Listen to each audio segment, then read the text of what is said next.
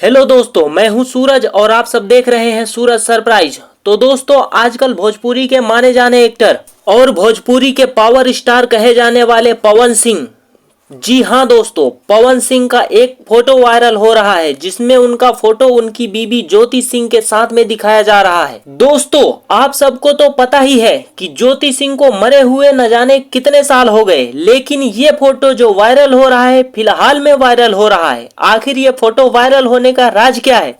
दोस्तों, आखिर ये पवन सिंह के साथ वाली फोटो अब वायरल क्यों हो रही है? आखिर इतने दिनों बाद ज्योति सिंह और पवन सिंह का फोटो अब वायरल क्यों हो रहा है? आखिर इस फोटो को पावर स्टार पवन सिंह खुद वायरल करवा रहे हैं या फिर कोई और वायरल करवा रहा है? दोस्तों, अगर ये photo power star Pawan Singh खुद वायरल कर रहे हैं तो फिर इसके पीछे कोई ना कोई वजह होगा, लेकिन अगर ये फोटो कोई और वायरल करा रहा है तो या तो वो पवन सिंह का विरोधी होगा या फिर उनका कोई फैन होगा।